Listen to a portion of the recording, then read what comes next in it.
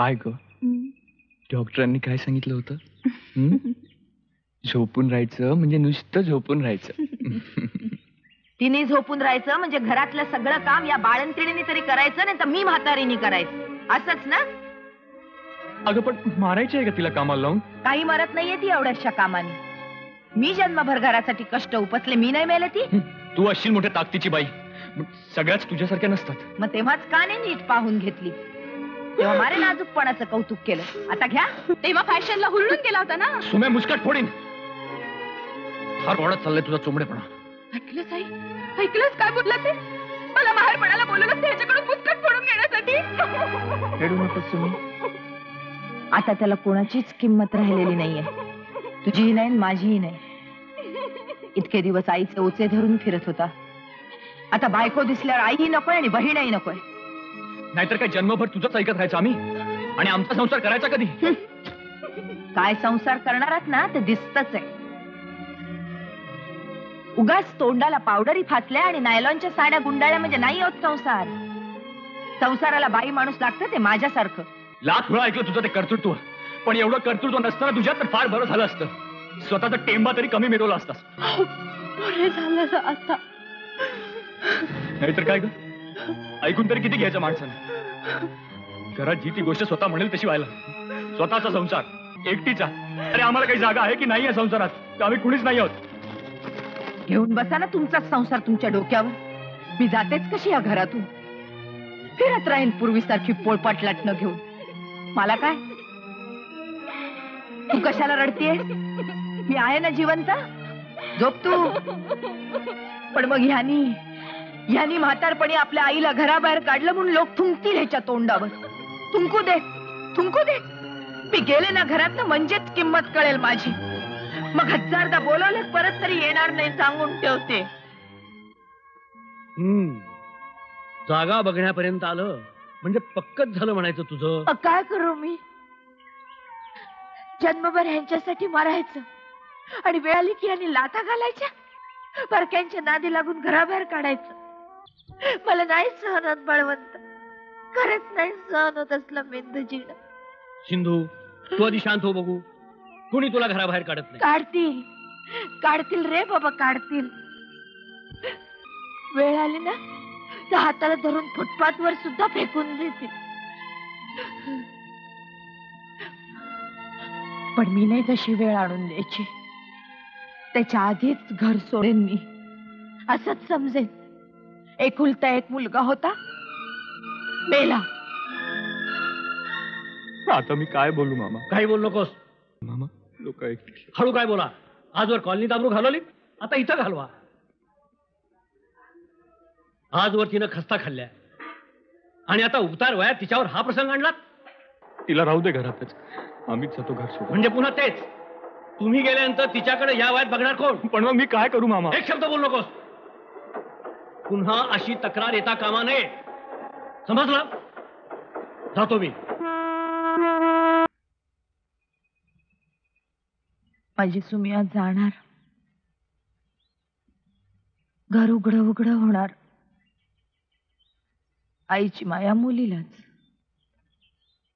मुलगे आपल्या बायकांचे. त्यांना का वाटणारे आईविषयी? ती जगो नाही तर मरो. न का वाटे ना मुलाला? जावे तर आहे. अगं आमचे हे तुला आईसारखंच मानतात.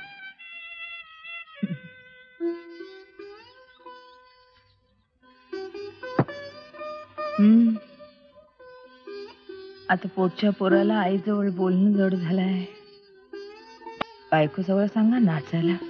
मी आई यांना सांगते तुझ्यासाठी जागा बघायला, कल्याणला, आमच्या घराजवळ. हो बाई, मी आता तुझ्या जवळच बरी. तुझा नवराच माझा मुलगा बरं का? हे परके असून तुला घरचे वाटतात. घरचे बघ कसे परके झालेत. अगं मुलीची माय मिळणार आहे कधी सुनेकडून? सून म्हणजे बोलून चालून चित्तवलेलं. सुना येतात ते आपल्या नवऱ्यांसाठी. सासूला पत्करायची आपली नाईलाजाने. मारून टाकता येत नाही ना, म्हणून पोसायची. आता बोलून काही उपयोग आहे काय? हे जे काळजाते झालेत पत्थर. तुमचा मुलगा बोलत नाही हो माझ्याशी. असे असे दोघांनी मूठ बसून राहतात, मग माझं तोंड वाजत राहत. प्रत्यक्ष मुलगा बोलत नाही आपल्या आईशी. पहिला शब्द बोलायला लागला तेव्हा बोलायला लागला आई, आणि आता तेवढाच उच्चारण कठीण जात आहे त्याला.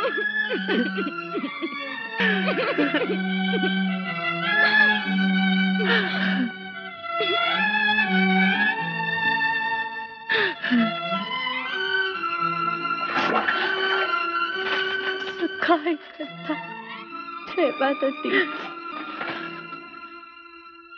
बाजारात अन्नावर कशाला काढतोस रे तू? तुझे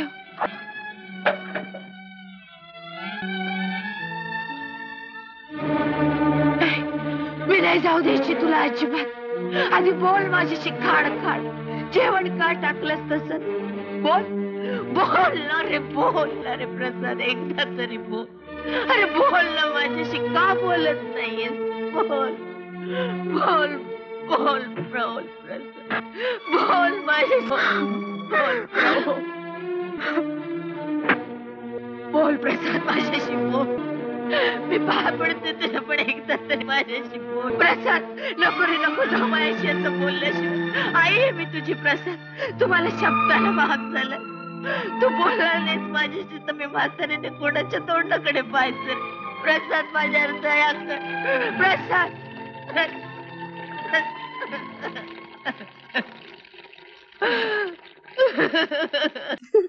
वहिनी, बरं झालं आपण लवकर आलो ते, नाही का?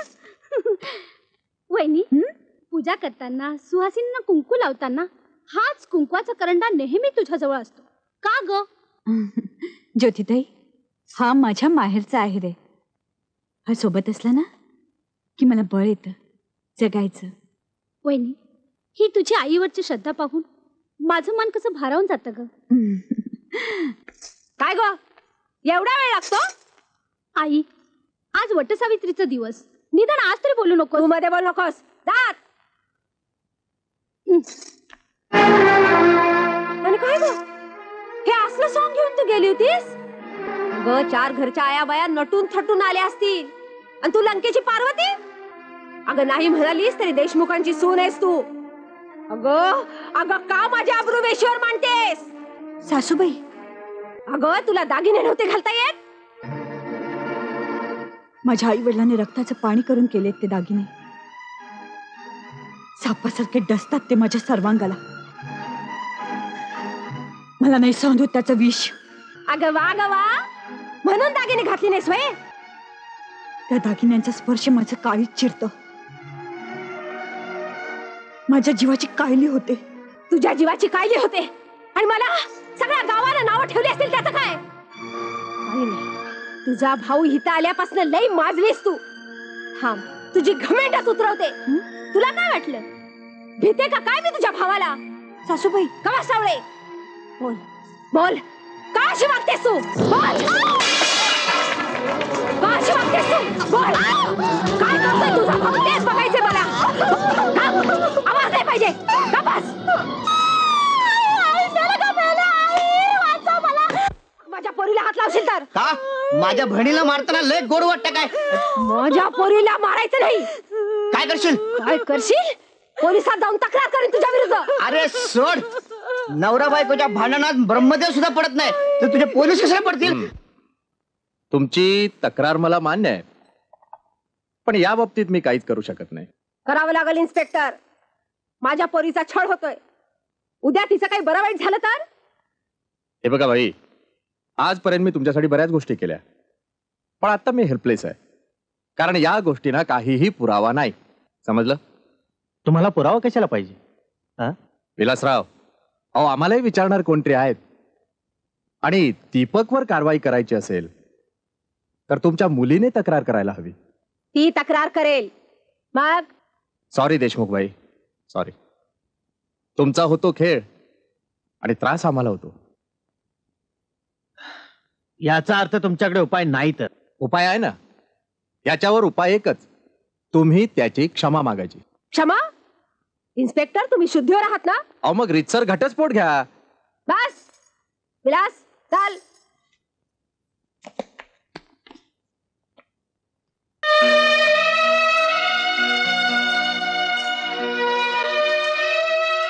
अगं ए आटाप, खेळत काय बसलीस पाण्यात?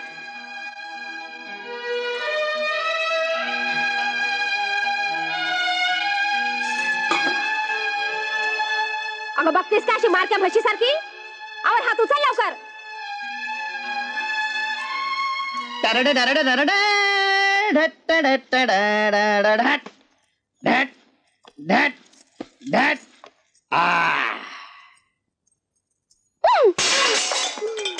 चल घास भांडे. एवढी बघतेस काय? घास भांड ना.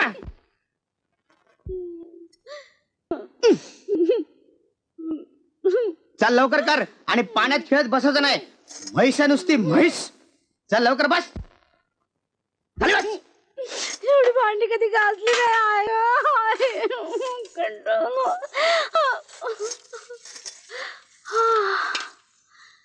हाय, मी खूप दमले रे दीपक. दीपक, नवऱ्याला आवाज म्हणून शिकवलं नाही का तुझ्या आईनं? हाय हाय हाय. हा, पाठ खूप दुखते रे माझी. पाठ दुखे तर भांडाच घालतो पाठीत. आई आई मेले. हाड, बायकोचे असले फालतू लाड करत नाही आपण. आय आय आय, पाठ खूप दुखते. ज्योती, ज्योती, पोरी तुझी पाठ दुखत असेल तर मी जरा सोडून देऊ का ग पोरी तुझी पाठ? इकडे आलं तर चांगलं तुटल. आम्ही येतो का तुमच्या हद्दीत? मग नीट घास, नीट घास, नीट घास. आईला ही काय घासाची पद्धत झाली काय? आईला नुसतं बसून खायला पाहिजे. साला अंगात नाही जीव. आईशीने नुसतं खाऊन खाऊन माजून ठेवलंय. नीट घास. दीपक, जाऊ बापू म्हणायचं. ए शिवी द्यायची नाही. नीट घास. अगं उमा, अगं बास झालं बाई. अगं दमली असशील. अगं ज्योती, चल चल. अगं बस झालं बाई, दमली असशील. अगं चल. हा बाबा माझ्या पोरीचा जीव घेईन. चल चल, मी मदत करते तुला. अगं चल चल, तुझा जीव जाईल. उठ बघू, उठ बघू. उठ उठ उठ.